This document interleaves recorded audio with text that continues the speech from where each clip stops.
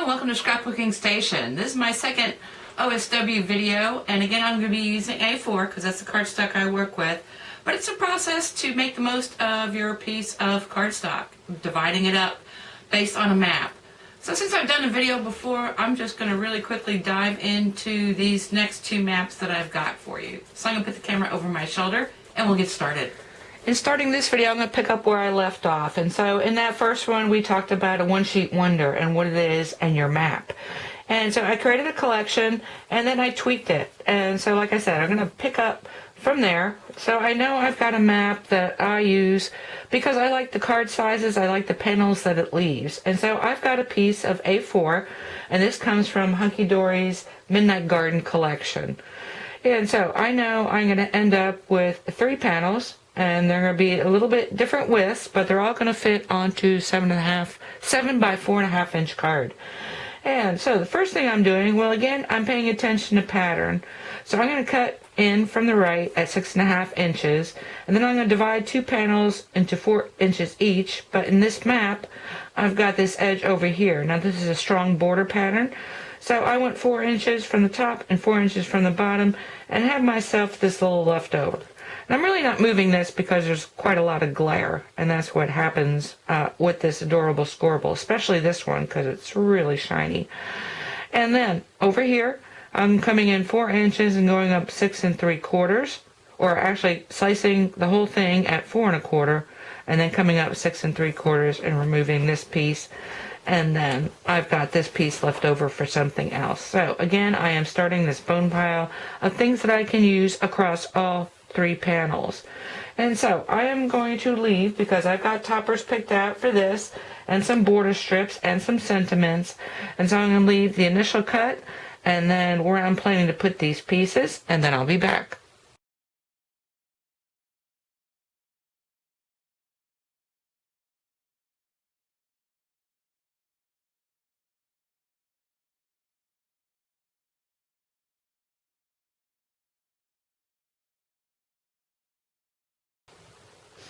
I'm back to talk about the almost finished projects, because these 3 pieces that I made, which you saw in that last snapshot, are really before embellishing. And so if you're not into all that fancy stuff, you could just really leave these as is, but I'm going to add some ribbon and pearls, and I'm going to do it as a set.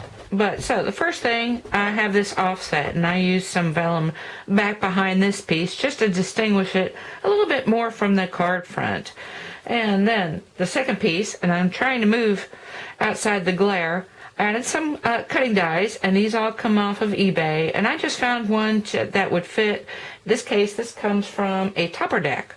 And so this is not the topper from the collection, but an additional one that coordinates with everything. And then a sentiment, kind of adding in all my matte and layer colors.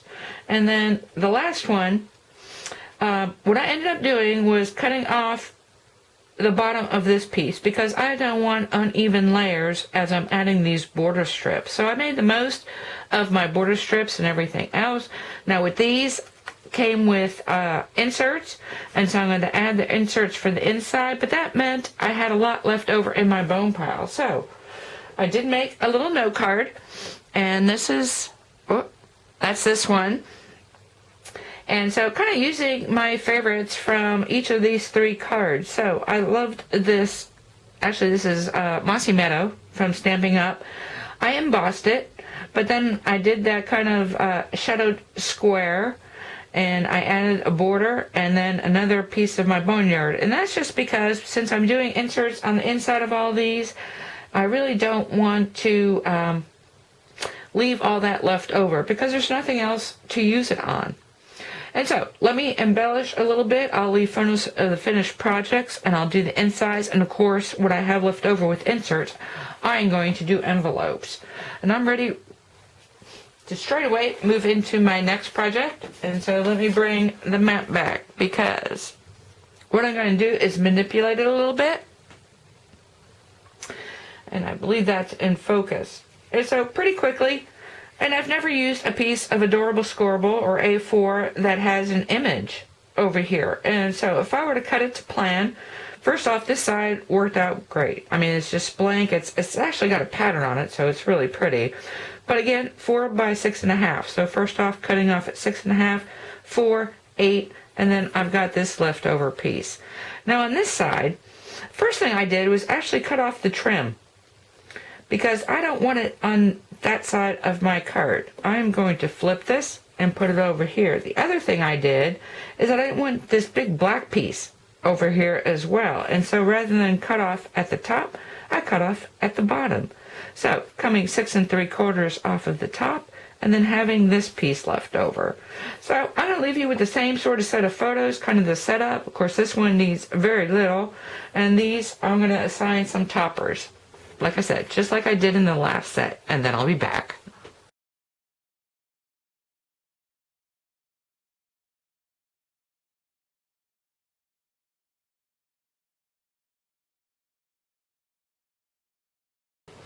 A few things happened between that last photo and these finished pieces, and so this is pretty much how I envisioned. I used that stripped on the outside, and then on both of these pieces I decided to divide up that panel, and you can do that with these sketches.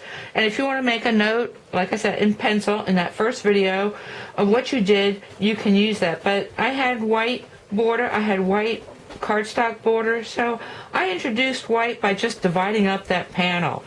And then this last piece, I don't know if you've seen two-piece steppers, but they're brilliant. It makes it so easy to do a card, and so I divided up that panel to create this 7/8 inch here, and then about 3 3/8 here. So just use those two pieces.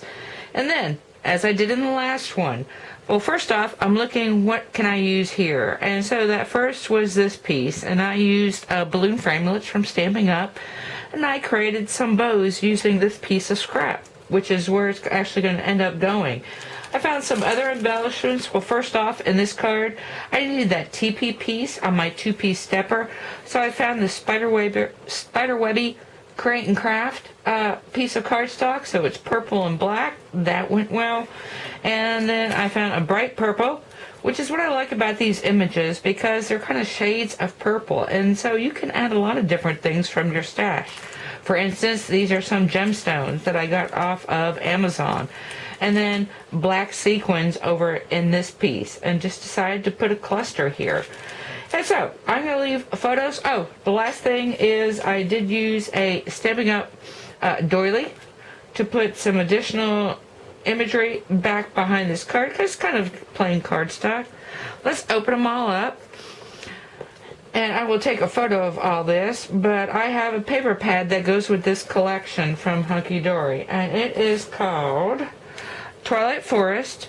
So it's a stamping pad. I chose not to stamp it, but I used it in several places on my interiors and then on my envelopes. So I'm going to take photos of that, and very quickly we're all caught up with what I did in the first video. So I've got a sketch, I manipulate it, I cut into some of these panels, and I redo some sizes. This is a 6.5 by 4.5, or both of these are 4.5 by 7. So you can do that. I've got another sketch, and so let me leave photos of those finished pieces, and then we'll move on to sketch number 2.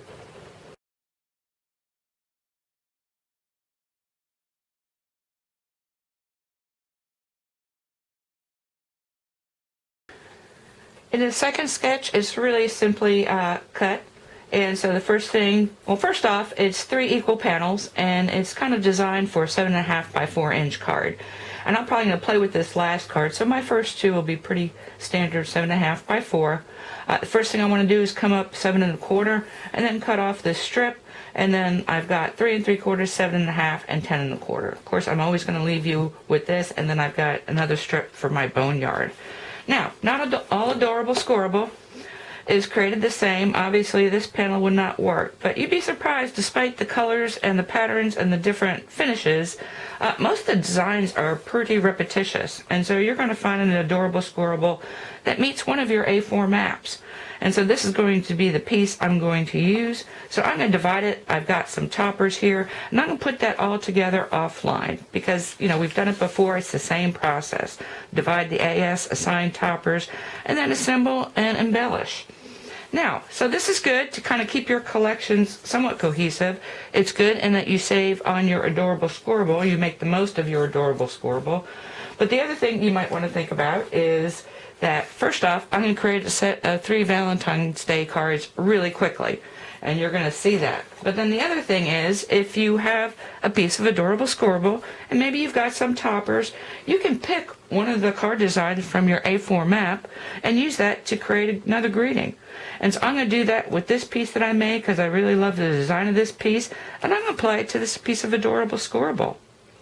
Anyway, that's what I've got for you in this OSW video, and I hope you give this process a try, and I thank you for watching.